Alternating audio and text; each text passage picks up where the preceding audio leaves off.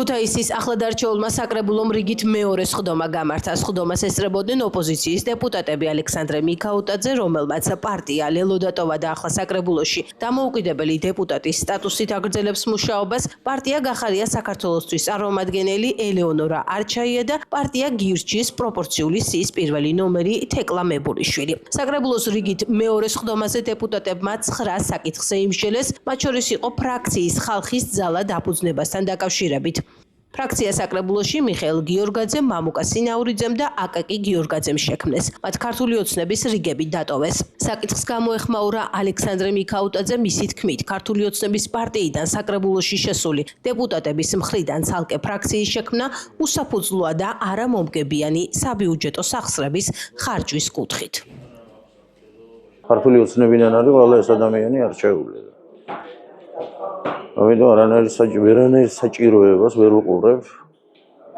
ერთის მხრივ, ერთი პარტიის მხრიდან არჩეული დეპუტატებიდან შეიქმნას დამატებითი ფრაქცია, აღარაფერს ვამბობ ხარჯებზე, რომელიც ადგილობრივმა თვითმმართველობა უნდა გაიღოს ანაზღაურებისა და სხვა საჭიროებებისათვის. ეს არის რიგი მოსაზრებები, რომელშიც ჩვენ არ ვეთანხმებით ქართულ ოცნებას და ამის გამო გადავწყვიტეთ პარტია ხალხის ძალაში გადასვლა. რა თქმა უნდა, ამაში ცოტა მოგვიანებით მოგახსენებთ, ყველაფერს ჩამოვყალიბდები კიდევ ერთხელ და ამ ეტაპისთვის სხვა კომენტარისგან თავშევი.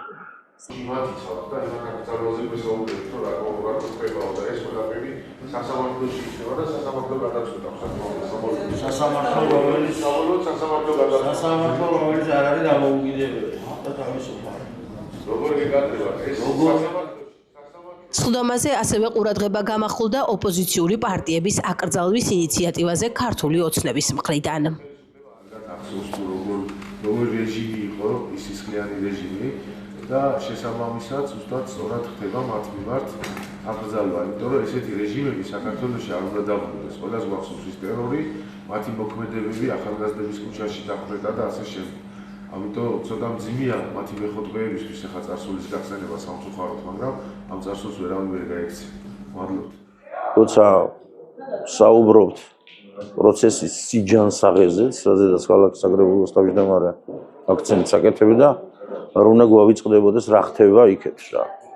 როცა პოლიტიკური უფლებები იზღუდება, გამოხატვის თავისუფლება იზღუდება, აღარაფერს ვამბობ კონსტიტუციურ სარჩელზე, ეს პოლიტიკური პარტიების აკრძალვაზე არის საუბარი რა. რა პოლიტიკურ სიჯანსაღეზე საუბრობთ საერთოდ რა. წარმოუდგენლად რთული ვითარება არის, დინამიურად დგამთ ნაბიჯებს, არათუ ავტოკრატიისკენ, ამაზე კარგი ხანია საავტოკრატია გვაქვს უკვე ქვეყანაში. დიქტატურისკენ. კიდევ გაუგებარი, ასე რომ ვთქვათ, ამბებისკენ რა. რაც ძალიან სამწუხარო არის. სამწუხაროა რომ ორმაგად რომ ჩვენი ქალაქის საკრებულოს უმრავლესობა არათუ მხარს უჭერს, ასე რომ ვთქვათ, ასეთ პროცესებს ქვეყანაში განვითარება მოვლენებს სრულად არის ფერხულში, თუ შეიძლება ასე ითქვას, ჩაბმული.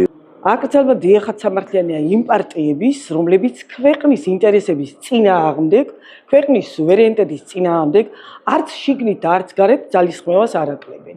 ამიტომ აუცილებელია ყველაფრის დაერქვას თავისი სახელი.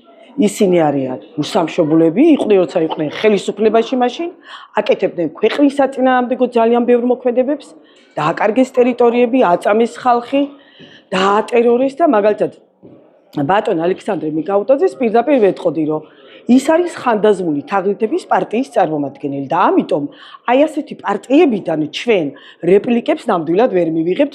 საკრებულოს რიგით მეორე სხდომაზე 9 საკითხს ეიმშელეს, მათ შორის იყო ჯანდაცვისა და სოციალურ საკითხ და კულტურის, განათლების, ახალგაზრდობის საქმეთა, სპორტის, ეკონომიკის, ქონების მართვისა და საქალაქო მეურნეობის, საფინანსო, საბიუჯეტო და იურიდიულ საკითხთა კომისიების შემადგენლობის ცნობად მიღების შესახებ.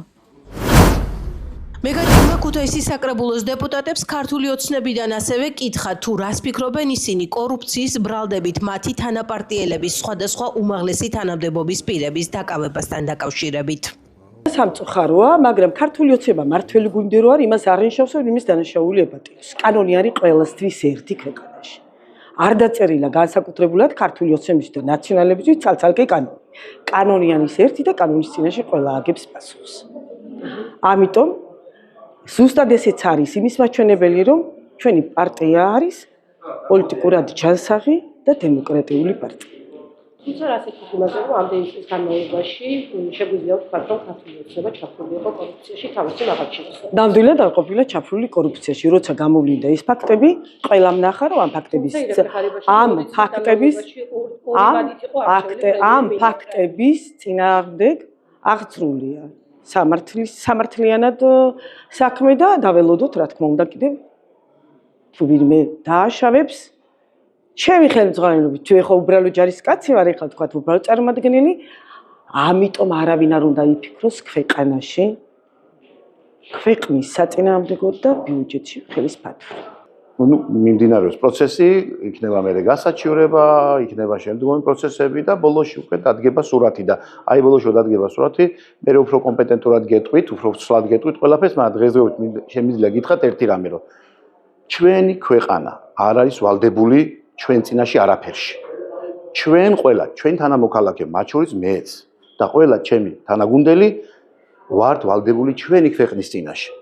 ჩვენ მაქსიმუმ უნდა გავაკეთოთ ჩვენი ქვეყნისთვის, მისი წინსვლისთვის და არ გვაქვს უფლება რომ თუ გინდათ ერთი თეთრიც მოვიპაროთ ბიუჯეტიდან, მოვიპაროთ ჩვენ ოჯახს, ჩვენ ქვეყანას, ჩვენი ქვეყანა არის ჩვენი ოჯახი და აქედან გამომდინარე, მე რა თქმა უნდა, ვწუხარ ამნაირ ფაქტებთან დაკავშირებით, მაგრამ ერთი რამე შემიძლია კიდევ გითხრათ, რომ ჩვენი პარტია ქართული ოცნება მაქსიმალურს გააკეთებს ჩვენი ქვეყნის და აკეთებს კიდევაც დღემდე 2012 წლიდან ყველაფერს, რომ რაც შეიძლება თავისუფალი იყოს ცხოვრება ჩვენ ქვეყანაში და რაც შეიძლება წინ წავიდეს ჩვენი ქვეყანა. ვინც ამას ხელს შეუშლის, ეს იქნება ჩვენი თანაგუნდელი. თუ არა ჩვენი თანაგუნდელი და სხვა გუნდის წევრი არ აქვს ამას მნიშვნელობა, აბსოლუტურად ყველა კანონის წინაშე აგებს პასუხს.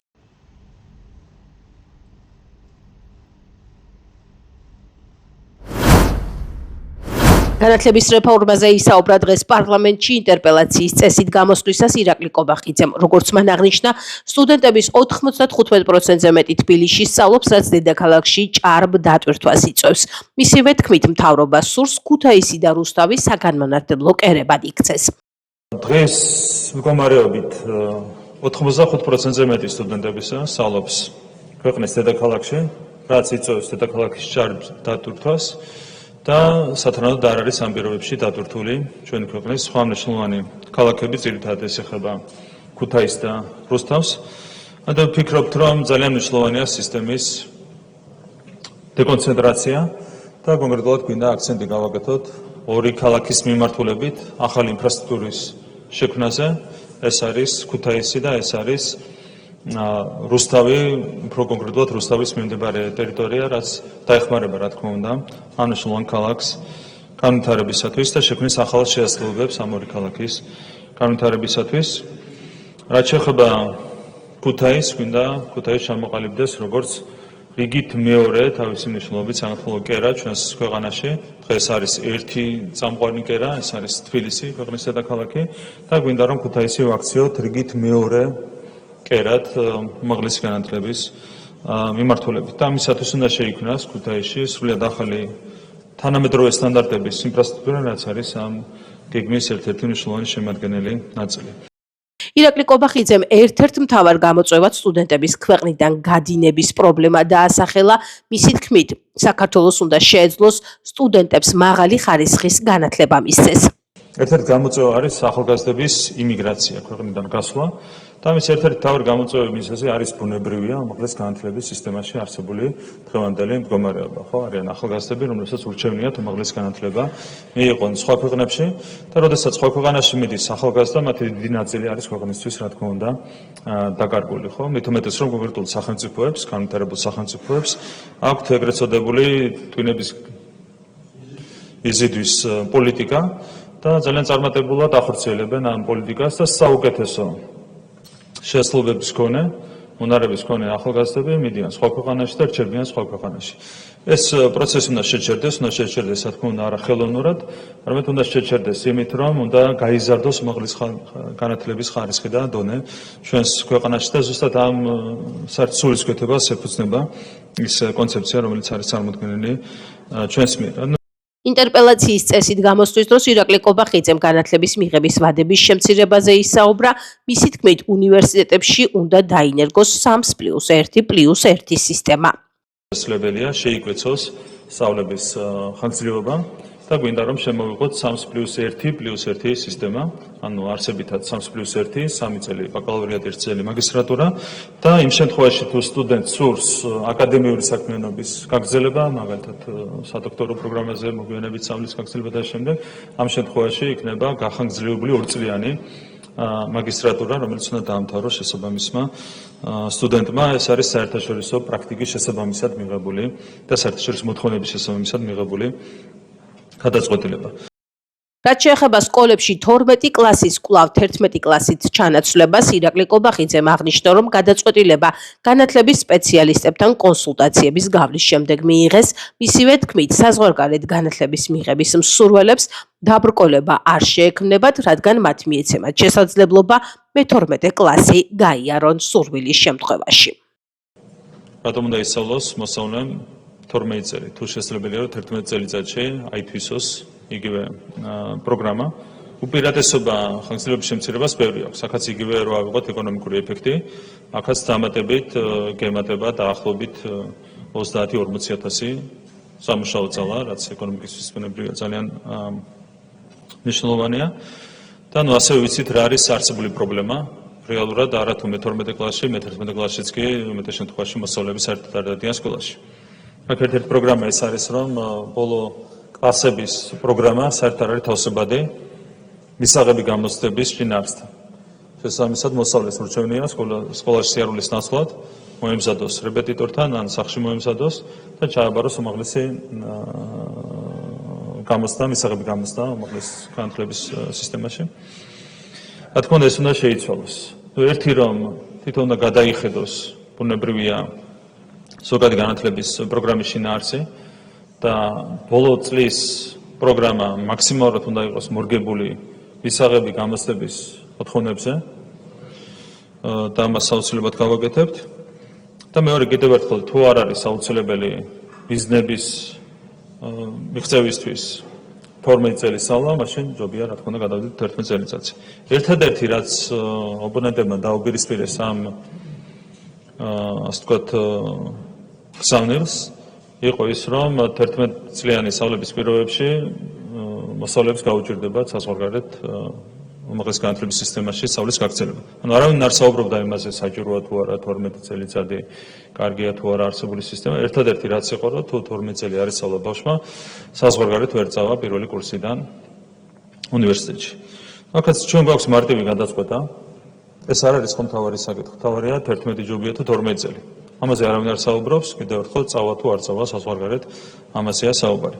რა თქმა უნდა, ზოგადადაც ბევრი მინუსი აქვს მიგრაციას, კიდევ ერთხელ, როდესაც პირველი კურსიდან მიდის ბავშვი სასწავლებლად საზღვარგარეთ, მათი უდიდესი ნაწილი აღარ რჩება, აღარ ბრუნდება ქვეყანაში, ამიტომ მინუსი ბევრია, მეტი აქვს საზღვარგარეთ სასწავლას ვიდრე პლუსი, თუმცა ეს არის რა თქმა უნდა თითოეული მოსწავლის და მშობლის არჩევანი, ამაში ჩვენ ვერ შევალთ.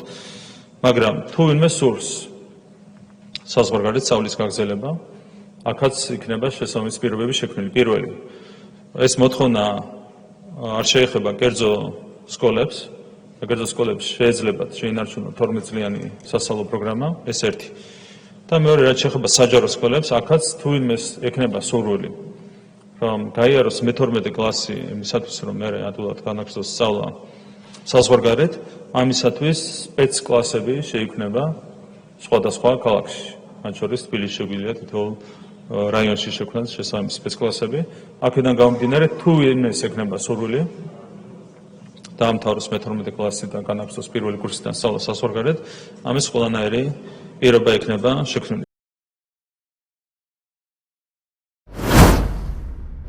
ჩვენთვის საქართველოს ფაილი დახურულია. გერმანიის ელჩი პეტერ ფიშერი ამბობს, რომ ევროკომისიის გაფართოებას გერმანია ეთანხმება და აღარ მუშაობს გაფართოებაზე საქართველოსთან დაკავშირებით. პეტერ ფიშერმა საქართველოში დაბრუნების შემდეგ პირველი ინტერვიუ რადიო თავისუფლებას მისცა, რომელიც ჯერ მხოლოდ ფრაგმენტები გავრცელდა.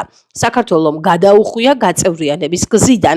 ეს არ არის ჩვენი პასუხისმგებლობა, ეს საქართველოს პასუხისმგებლობაა, ამბობს გერმანიის ელჩი რადიო თავისუფლებასთან. მისი თქმით, ახლანდელი კურსით არ არსებობს საქართველოს გაწევრიანებისაკენ სიცოცხლის უნარიანი გზა. What a year it's been. თქვენ იკითხეთ, როგორი წელი იყო ეს წელი და მე ვიტყოდი, რა საშინელი წელიწადი იყო მეთქი. პირადად მე ეს ძალიან მამწუხრებს. როცა აქ ჩამოვედი 2022 წელს, საქართველოს ჰქონდა ევროპული პერსპექტივა. მე პირადად ძალიან ბევრს მუშაობდი, რომ საქართველოს კანდიდატის სტატუსი მიიღო, რაც იყო შემდეგი ნაბიჯი. გერმანიამ ძალიან ბევრი იმუშავა საქართველოს, რომ ეს სტატუსი მიიღო. სწორედ ამის მიღების შემდეგ ვითარება გაფუჭდა და კიდევ უფრო გაუარესდა. კაია კალასმა განაცხადა, რომ გაფართოების ანგარიშის მიხედვით, როგორი ვითარებაც ახლა, საქართველოს ახლანდელი კურსით არ არსებობს გაწევრიანებისკენ სიცოცხლის უნარიანი გზა. თუ შენ ხარ ქართველი და შენი მისწრაფება ევროკავშირში გაწევრიანებაა, ეს ანგარიში არის კატასტროფული შენთვის. ევროკავშირი წერილებით იმართება, მოუწოდებ ადამიანებს წაიკითხონ ეს ანგარიში. საქართველომ გადაუხვია გაწევრიანების გზიდან. ეს არ არის ჩვენი პასუხისმგებლობა, ეს საქართველოს პასუხისმგებლობაა. ვფიქრობ, ეს უნდა იყოს გამოსაფხიზლებელი სიგნალი საქართველოს მოქალაქეებისთვის, თუ რა მოხდა იმ ერთ წლიწადში. თუ კი ვამბობ, რომ გერმანია იწონებს ამ ანგარიშს, ეთანხმება მას. ეს ნიშნავს, რომ ჩვენთვის ეს საქართველოს ფაილი დახურულია. არა იმიტომ, რომ არ გვინდა საქართველო, ჩვენ გვინდა საქართველო, ჩვენ შევთავაზეთ და მივანიჭეთ საქართველოს კანდიდატის სტატუსი ნდობაზე დაფუძნებით. არსებულ პირობებში, არსებული კურსით კი გერმანია აღარ მუშაობს გაფართოებაზე საქართველოს კონტექსტში, არც აღარავინ ევროკავშირში, ამბობს ფიშერი. ევროკავშირი უმოქმედობით საქართველოს კიდევ უფრო სწრაფად კარგავს. სალომე ზურაბიშვილი ბრიუსელს ქართული ოცნების წინააღმდეგ უფრო ხისტი ზომების მიღებისაკენ მოუწოდებს. განცხადება სალომე ზურაბიშვილმა France 24 ინგლისთან ინტერვიუში გააკეთა. ხალხს სურს დაინახოს, რომ დასავლეთში მათი ესმით მათი მხარდაჭერა არსებობს, ამბობს საქართველოს მეხუთე პრეზიდენტი. ზურაბიშვილმა საერთაშორისო მედიასთან საქართველოში არსებულ რეპრესიებზე, პოლიტიკოსების, მედიისა და მესამე სექტორის დევნაზე ისაუბრა. მეხუთე პრეზიდენტმა ილაპარაკა კრიზისიდან გამოსვლის გზებზე და თქვა, რომ ერთადერთი შანსი სამართლიანი არჩევნებია. ფაქტობრივად არანაირი საპასუხო ზომები არ ყოფილა მიღებული ევროკავშირის მხრიდან ამ თითქმის 4 წლის განმავლობაში. როდესაც აქედან ვხედავთ მუდმივ თავდასხმებს ევროპელ და ამერიკელ ელჩებზე, ეს არის პირდაპირი თავდასხმები და საპასუხოდ რეაქცია არაა. ვხედავთ პირდაპირ შეტევას თავად ევროკავშირზე, რომ თითქოს გაერთიანება სურდა საქართველოში მეორე ფრონტის გახსნა. ამ ყველაფერმა არ მოიტანა მყისიერი რეაგირება. რატომ? იმიტომ რომ ვფიქრობ, ევროპელებს ეშინიათ საქართველოს დაკარგვის. ამ დროს კი ამ ქმედებებით კიდევ უფრო სწრაფად კარგავენ. ხალხს სურს დაინახოს, რომ დასავლეთში მათი ესმით, მათი მხარდაჭერა არსებობს. დღეს საქართველოში ტერორია, მაგრამ ხალხი მაინც აფრიალებს ევროკავშირის დროშებს. მე ოპტიმისტი ვარ და ვფიქრობ, ვნახავთ უკეთეს ევროპულ დღეებს საქართველოში. ქვეყანაში არსებულ სიტუაციას მშვიდობიანი გზით შევცვლით. ეს არჩევნებია. შემდეგ არჩევნებში ჩვენ გულუბრყვილოები აღარ ვიქნებით. ჩვენ შევებრძოლით მათ ისე, როგორც ვებრძოდით ადრე. და რა თქმა უნდა, მოვითხოვთ მეტ მხარდაჭერას პარტნიორებისგან პროპაგანდასთან ბრძოლის თვალსაზრისით, ასევე სხვადასხვა ინსტრუმენტების წინააღმდეგ, რომლითაც არჩევნების გაყალბებაა შესაძლებელი. განაცხადა ზურაბიშვილმა.